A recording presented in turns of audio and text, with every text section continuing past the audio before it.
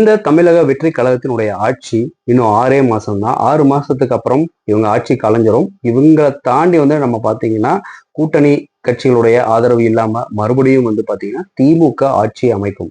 சொன்னது யாரு அப்படின்னா, எஸ், நம்மளுடைய முன்னாள் முதல்வர் மதிப்பிற்குரிய நம்ம ஸ்டாலின் சார் அவங்க எப்படி சொல்றாங்கன்னா, அதுக்கு பின்னாடி ஒரு ஸ்ட்ராங்கான ரீசன் ஒண்ணு இருக்கும்ல. ஸோ அந்த ரீசன் என்ன, எதற்காக இந்த மாதிரி விஷயங்கள் எல்லாம் இப்போ இந்த டைம்ல இவங்க சொல்றாங்க அப்படிங்கறத இந்த வீடியோல பார்க்கலாம்.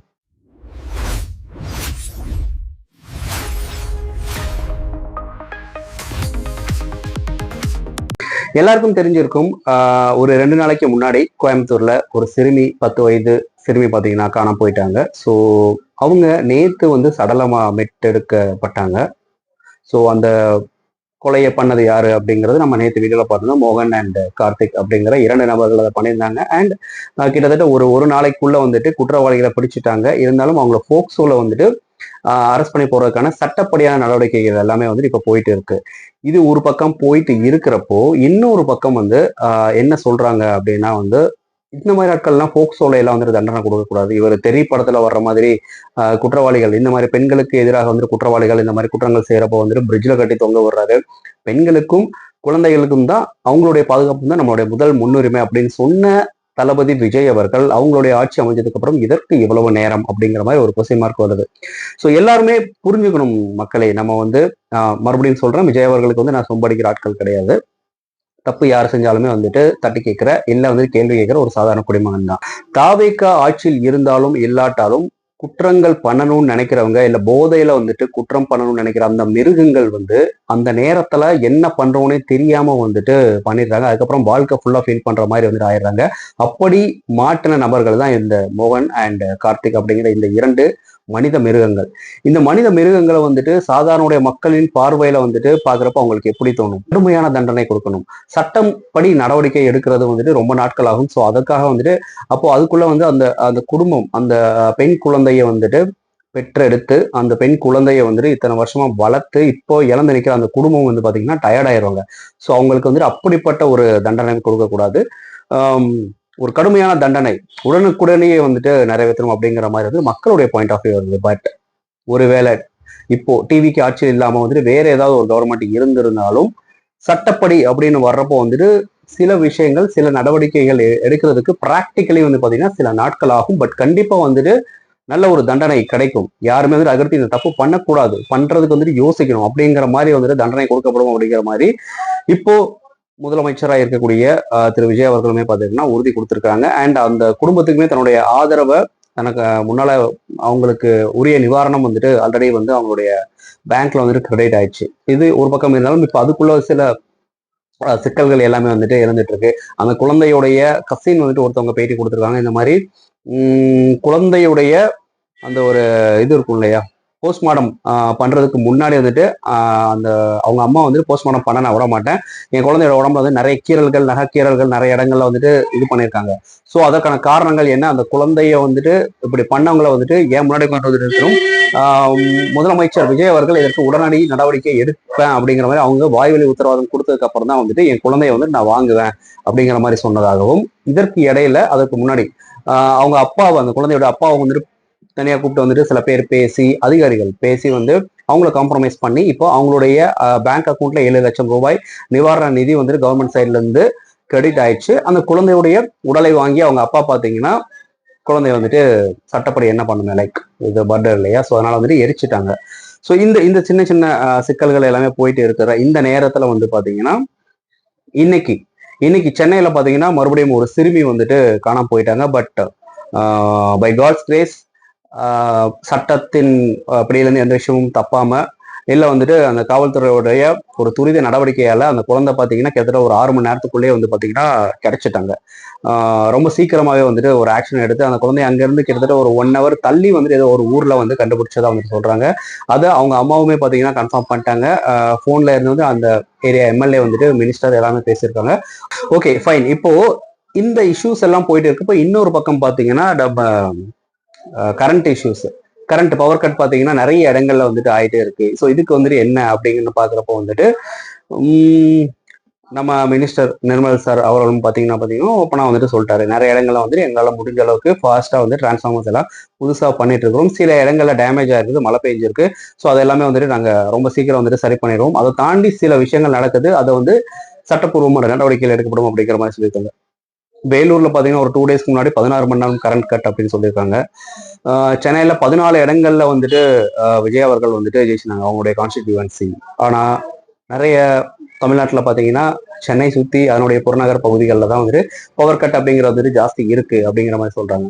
எதிர்கட்சி அண்ட் மற்ற கட்சிகள் எல்லாம் என்ன சொல்றாங்கன்னா 500 யூனிட் ஃப்ரீன்னு சொல்லிட்டு 2 மாசத்துக்கு மக்களுக்கு விஜய் அவர்கள் முதல் கையெழுத்தா போட்டுட்டு கரண்ட் வந்துட்டு கட் பண்ணி இந்த மாதிரி கரண்ட் சேவிங் பண்றதுங்கிறது எந்த விதத்தால நியாயம்? அப்ப யூபிஎஸ் இல்லாம வந்து சாதாரண மக்கள் அந்த வெயில்ல இந்த வெயில் காலத்துல வந்துட்டு அந்த கரண்டே இல்லாம வந்துட்டு வீட்டுல ஃபேன் இல்லாம குழந்தைகள் எவ்வளவு கஷ்டப்படுவாங்க அப்படிங்கிற ஒரு நிலைமைக்கு வந்துட்டு தள்ளப்பட்டுட்டாங்க. ஸோ அதனால வந்துட்டு இதுக்கு சீக்கிரம் நடவடிக்கை எடுக்கணும் அப்படிங்கிற மாதிரி வந்து பாத்தீங்கன்னா எதிர்கட்சியும் மற்ற கட்சிகளும் பாத்தீங்கன்னா இப்ப பேச ஆரம்பிச்சாங்க. குறிப்பா இந்த இஷ்யூ வந்துட்டு ரொம்ப சீரியஸா வந்துட்டு ஹேண்டில் பண்றது எதிர்கட்சியான நம்ம டிஎம்கே கட்சி தொண்டர்கள் அண்ட் தலைவர்கள்.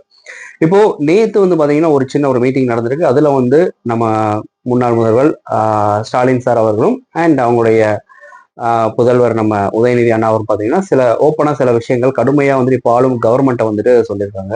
நீங்க வந்து நிறைய வாக்குறுதி கொடுத்தீங்க, இப்போ வரைக்கும் அந்த வாக்குறுதிகள் எதுவுமே நிறைவேற்றப்படவில்லை, 10 நாட்களுக்கு மேலே ஆகி போச்சு. மெயினா இந்த கரண்ட் பவர் கட் இஷ்யூக்கு வந்து நீங்க என்ன வந்துட்டு பேக்கப் வச்சிருக்கிறீங்க அப்படிங்கிறத வந்துட்டு மக்களுக்கு வந்துட்டு தெரியப்படுத்தணும்.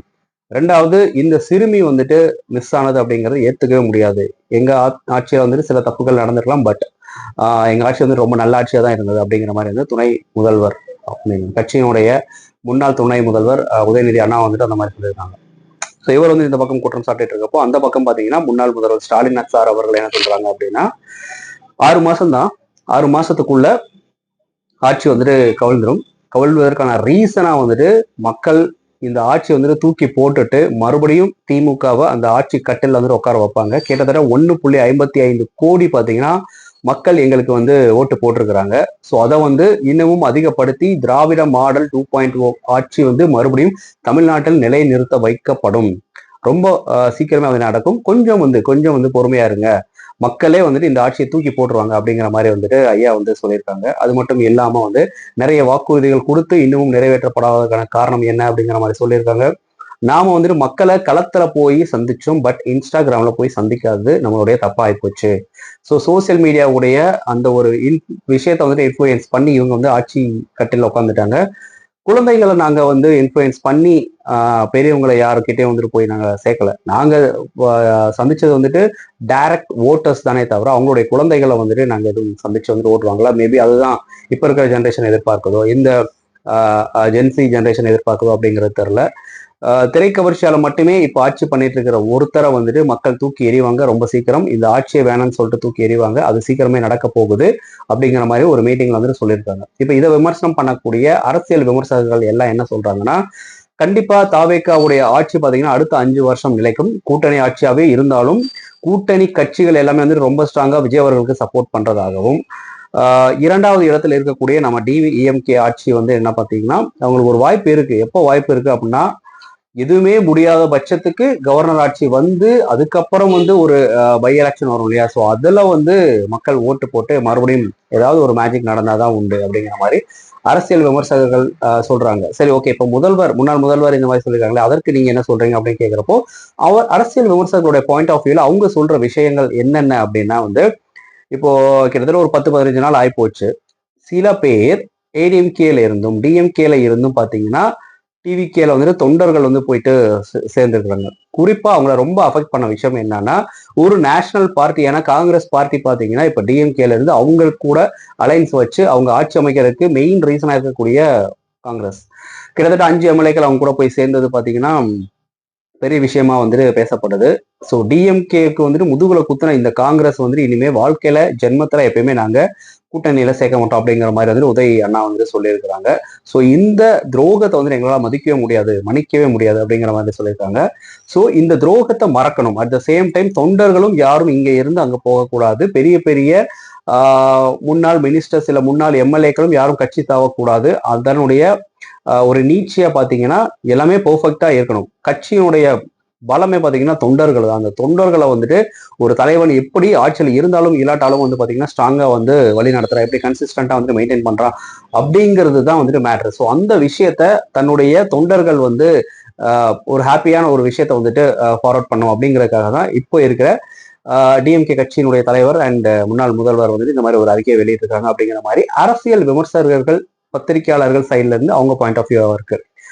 சரிடா, இப்போ வந்துட்டு இவ்வளவு பிரச்சனைகள் எல்லாமே நடந்துட்டு இருக்கு, அப்ப இதுக்கு என்னதான ரெசல்யூஷன் இல்ல எல்லாதனால சொல்யூஷன் அப்படின்னு நீங்க கேட்டீங்கன்னா, நான் கேட்கறது வந்துட்டு கொஞ்சம் வந்து எந்த ஒரு கவர்மெண்டா இருந்தாலும் டைம் கொடுங்க அப்படிங்கிறது தான். இதற்கு முன்னாடி இருந்த கவர்மெண்ட்ஸ் பாத்தீங்கன்னா 70 வருஷம் பெரிய கட்சி இல்லையா, 70 வருஷம் எவ்வளவு பெரிய கட்சி, ஆட்சியுடைய அதிகாரமே அவங்க கிட்டதான் இருந்தது, கஜானாவே அவங்க கிட்டதான் இருந்தது, எந்த இடத்துல எப்படி தட்டுனா வந்துட்டு என்ன விஷயம் நடக்கும் அப்படிங்கிறது அவங்களுக்கு தெரியும். என்னதான் செங்கோட்டையன் அப்படிங்கிற ஒரு மிகப்பெரிய ஒரு லெஜண்ட் வந்துட்டு அவங்களுக்கு பக்கபலமாக இருந்தாலும் மத்திய அரசுல இருந்து வந்துட்டு சில விஷயங்கள் வந்துட்டு வர்றதுக்கு தாமதமாகலாம், இல்ல பிராக்டிக்கல் பாசிபிலிட்டிஸ் அப்படிங்கிறது இருக்கலாம், இல்ல வந்துட்டு சில விஷயங்கள்லாம் வந்துட்டு நடக்கிறதுக்கு கொஞ்சம் தாமதமாகலாம். நிறைய விஷயங்கள் இருக்கு காலதாமதம், அதெல்லாம் நான் அக்செப்ட் பண்ணிக்கிறேன். இருந்தாலும் வந்துட்டு ஒரு ஒரு ஒரு பாமரனுடைய பாயிண்ட் ஆஃப் வியூல வந்துட்டு இந்த மாதிரி இப்போ முந்தா நேத்து வந்து ஒரு குழந்தைக்கு இந்த மாதிரி நடந்துச்சு, பட் இன்னைக்கு அதே மாதிரி ஒரு குழந்தைக்கு நடக்கிறப்ப பாத்தீங்கன்னா நடவடிக்கைகள் வந்துட்டு துரிதமாகுது. அப்போ நம்ம முன்ன இருந்ததோட வந்துட்டு இப்போ ஆட்சி பாத்தீங்கன்னா அப்டேட்டட் தான் போயிட்டு இருக்கு. ஸோ கொஞ்சம் ஃபாஸ்டா தான் வந்துட்டு எல்லாமே நடத்துறாங்க. இது அப்படி இன்னொரு 5 வருஷம் கண்டினியூ ஆச்சுன்னா வந்து குற்றங்கள் வந்துட்டு நடக்கிறத கம்ப்ளீட்டா தடுக்க முடியுமா அப்படிங்கிறது எனக்கு தெரியாது. அட்லீஸ்ட் குறைக்கிறதுக்கு முடியும், இல்ல குற்றங்கள் செய்யறவங்களை வந்துட்டு ஒரு பயத்துல வந்துட்டு நம்ம கொண்டு வர முடியும். ஸோ அந்த பயத்தை கொண்டு வந்துட்டாலே ஆட்டோமேட்டிக்கா குற்றங்கள் அப்படிங்கிறது வந்துட்டு குறைஞ்சிடும். அதை தாண்டி இந்த கரண்ட் மின்வெட்டு இஷ்யூ இல்ல வந்துட்டு மற்ற விஷயங்கள்லாம் வந்துட்டு பாத்தீங்கன்னா கொஞ்சம் கொஞ்சமா இந்த அரசாங்கம் வந்துட்டு அதுல இருந்து வந்து பாடம் கத்துக்கிட்டு என்னென்ன மாதிரி அப்டேஷன் எல்லாம் பண்ணலாம், டெக்னிக்கலை யூஸ் பண்ணி எப்படி வந்துட்டு பண்ணலாம், டெக்னாலஜி எப்படி வந்து உள்ள கொண்டு வந்து புகுத்தலாம், எப்படி வந்துட்டு இப்ப சோசியல் மீடியாவில் வந்து அவங்க புரட்சி பண்ணி வந்ததை வந்து ஒரு பெரிய விஷயமா பேசுறாங்களோ அது மாதிரி வந்து இன்னும் கொஞ்சம் காலங்கள்ல பரவாயில்ல டெக்னாலஜி யூஸ் பண்ணி வந்து ஒரு பெரிய விஷயம் வந்து ரெவல்யூஷன் பண்ணிட்டாங்க அப்படிங்கிற மாதிரி வர்றதுக்கான வாய்ப்புகள் இருக்குன்னு சொல்லிட்டு எனக்கு இன்ட்யூஷன் சொல்லுது. ஸோ அவ்வளவுதான். இந்த இன்ட்யூஷனை பத்தி நீங்க என்ன நினைக்கிறீங்க? இல்ல இது சரிபட்டு வராது, எங்களுக்கு பை எலெக்ஷன் தான் வேணும், மறுபடியும் எல்லா கட்சி எல்லா ஆட்சி எல்லாத்தையும் வந்து கலைச்சிட்டு மறுபடியும் எலெக்ஷன் வைங்க அப்படின்னு நினைக்கக்கூடிய ஆட்களா நீங்க இருந்தீங்கன்னா உங்களுடைய கருத்து என்ன அப்படிங்கிறத கமெண்ட் பாக்ஸ்ல பதிவு பண்ணுங்க. மீண்டும் இந்த மாதிரி நிறைய விஷயங்களை வந்துட்டு பேசலாம், தொடர்ந்து டிஸ்கஸ் பண்ணலாம். தேங்க்யூ.